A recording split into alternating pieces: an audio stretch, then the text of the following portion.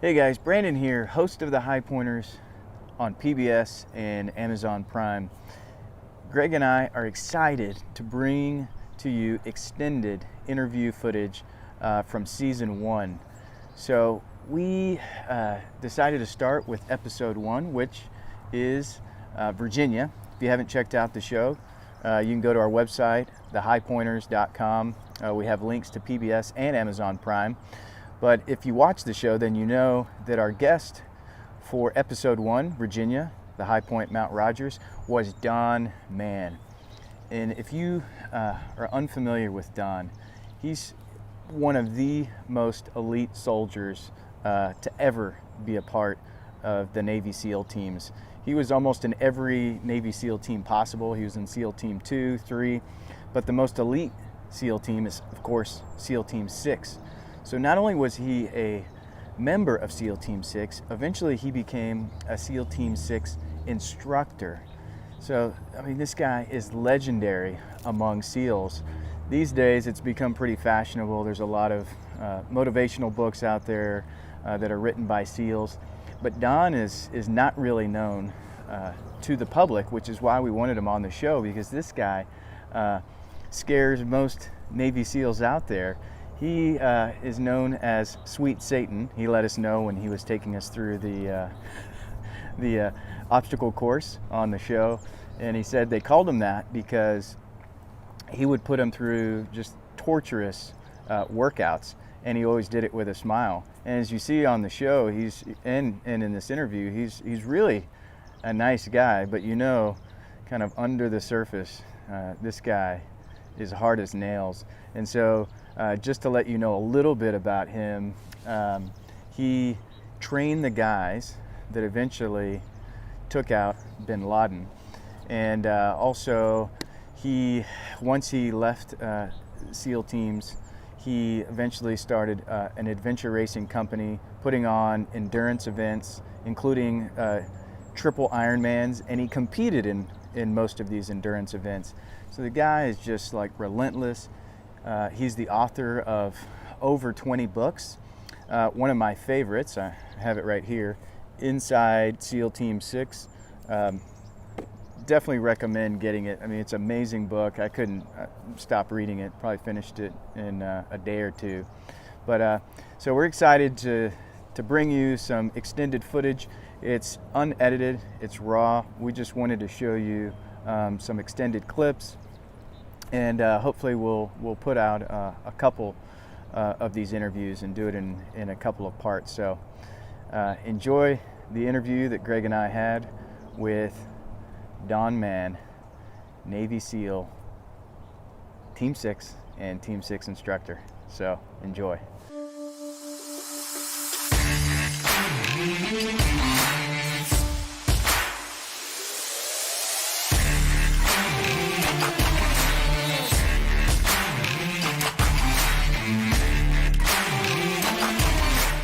I always think like being outside like this, really, one, it just kind of stimulates the brain, you know, and it just kind of gets you going, makes you feel revived.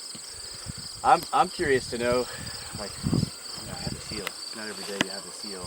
Like, I just have all these questions. But one thing I'm just interested in is, you know, being a SEAL, you're just always out in the elements, right? And I mean, I think if I'm not mistaken, you've been an instructor as an Arctic survival, like jungle survival, mountain survival. You've done all kinds of survival training.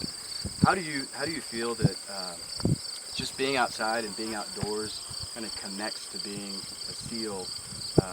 How do those two things for you kind of intersect? On a personal level, there's nothing indoors, no place indoors I'd rather be than any place outdoors. I love the outdoors. I love the elements. I love the rain, the storms, the lightning, the heat, the cold, the ice, the jungles, the snow. I love it all. I love being in the elements. And what you're saying about the energy you get, I believe when the endorphins start flowing, it's really the only time I have really good thoughts, real strong thoughts. And anything I want to figure out, I get it on a long hike or a long bike ride or a long paddle, and just all everything's clear. There's a lot of clarity for me in the outdoors. And there's no place I'd rather be than in the outdoors, anywhere in the outdoors. I love it. And SEAL mentality, SEAL, sea, air, and land, you have to be efficient in all places in this world. Jungles, desert, the mountains, riverine, urban. So you have all the trainings outdoors. So you have to be very, very good in the outdoors. Do you have a preference? Mountains, ocean, air? I love it all. Yeah. I love it all. Yeah, I really do. Sea, air, and land. I love it all. Yeah, I have to agree. Me and Brandon have been doing adventures for years, and it's like just when you're out in it, it's like there is something about it, just clears your brain. I do my best thinking when I'm just walking out in the mountains. Yeah, there's something super special about How do you think about that? Like when you're out here hiking, do you ever think that way? Like, man, one, I'm blessed for being out here, but do you ever try to, just compare those things? Because I mean, when you're a SEAL and you're out in the elements, it's a whole different thing, right? I've often thought about the similarities and the differences. And sometimes if you're with a team of 4 or 5 people, you're doing some adventure sport or adventure race or something, you can talk, you can have flashlights on, and you're not being hunted down, and you're not going after somebody.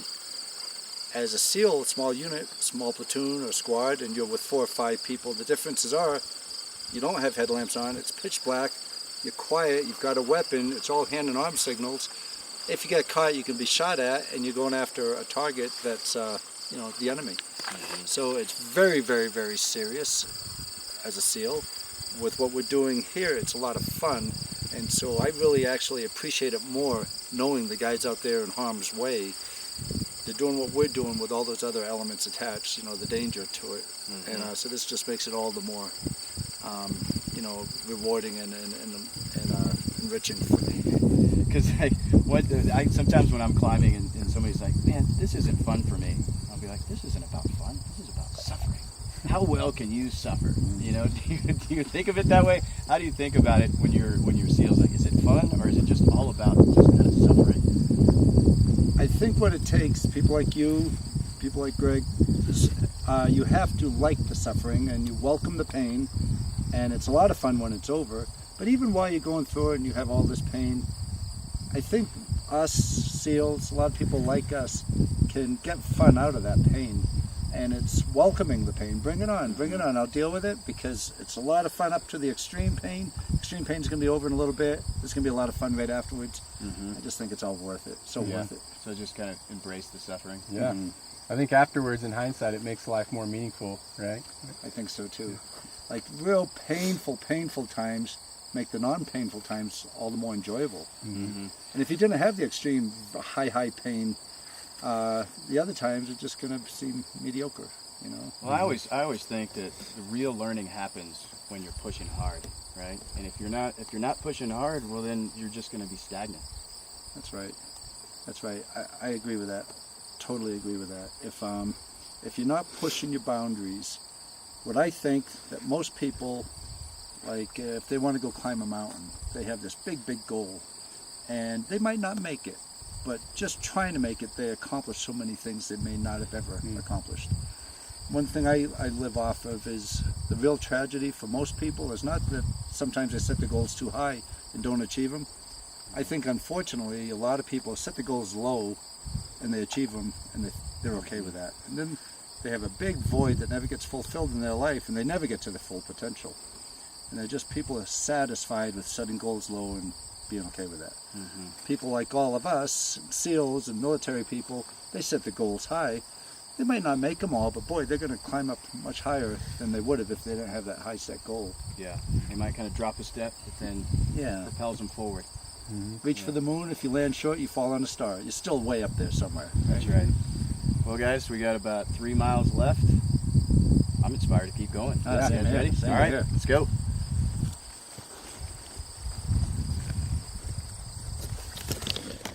Hope you enjoyed the interview with Don Mann. We had an awesome time with him on Mount Rogers. And make sure to subscribe to our YouTube page. You can follow us on Instagram and Facebook at the Highpointers, and you can visit us on our website, thehighpointers.com. So we'll make sure and post more interviews from season 1. And until next time, see y'all on the next summit.